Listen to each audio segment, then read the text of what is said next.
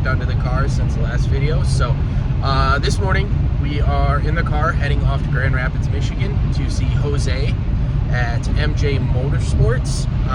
They are going to put a stage 2 tune on my 2012 Audi A4 Avant. So far, the modifications done to the car. I've got a catless test pipe in.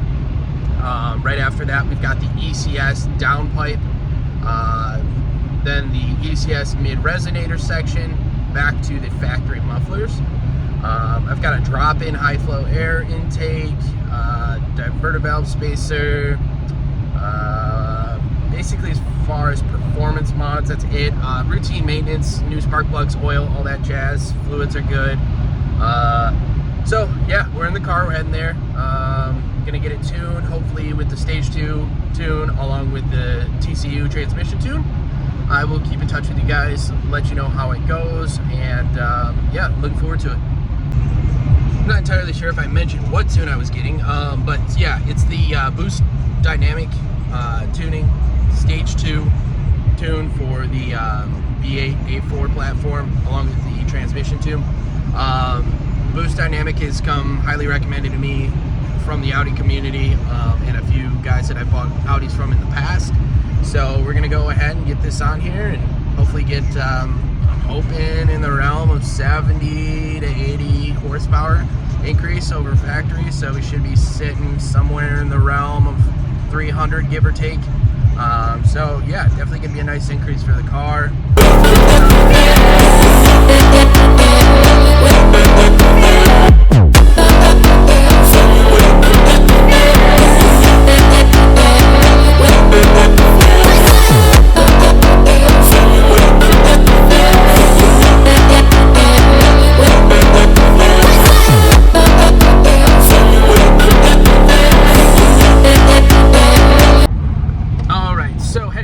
MJ Motorsports in Grand Rapids. I'm going across the state. I'm on the east side of Michigan. As far as the TCU tune goes, the shift points seem to be really nice in comparison to what the factory had. The manual shifting on the paddles is great. In regards to the actual ECU tune, unfortunately my diverter valve does not want to hold up. It's a stock Pierceburg diverter valve from Audi. I had read that I may need to upgrade, and that seems like it's the case. It's not holding all the boost when I'm really getting into it.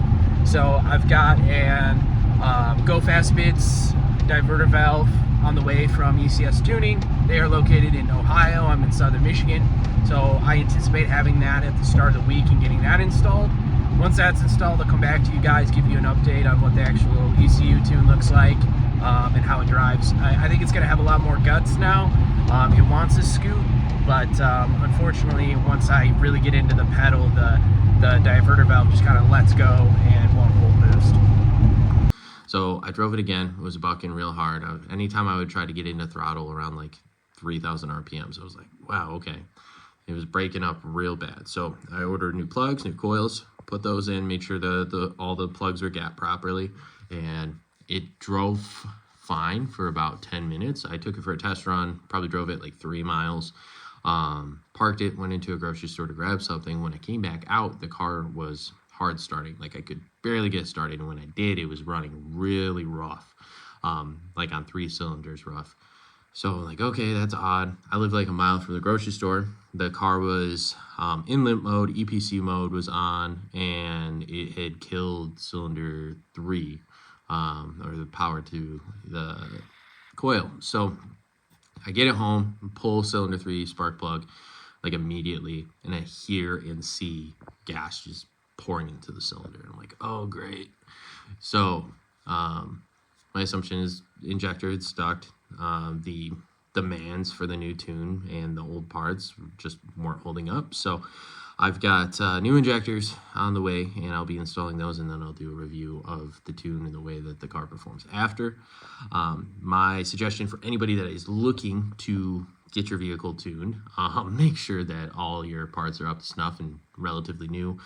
So anything to do with fueling or ignition is going to be pretty crucial. So get yourself new plugs, make sure they're gapped, maybe even a little bit colder depending on the tune. Get yourself new coils if they're old and aged.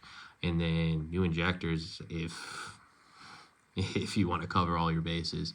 So I will touch back with you guys when I get those parts in, and we'll go from there. All right, back in the home garage, did some work to the Audi, got it running great. So as far as that goes, let's see here. So new coil packs, new intake manifold, new injectors underneath, carbon clean the valves, oil filter, new oil change. Everything went great and dandy, fired right up, no misfires, got rid of all the codes, nothing came back. I forgot to plug in the knock sensor, but other than that, good to go. So I will do a formal video review finally, now that everything's squared away, hopefully this evening.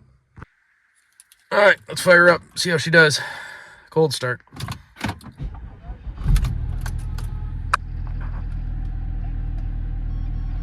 Purring like a kitten.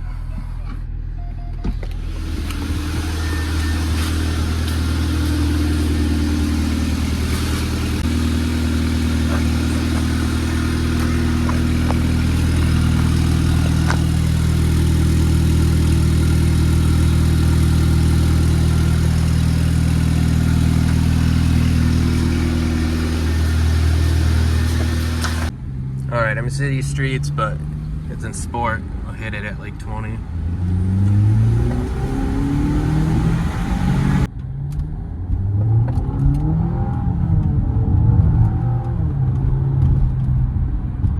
She's a ripper.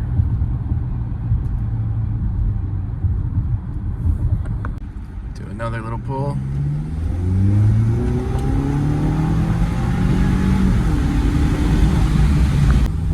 All right, here we go.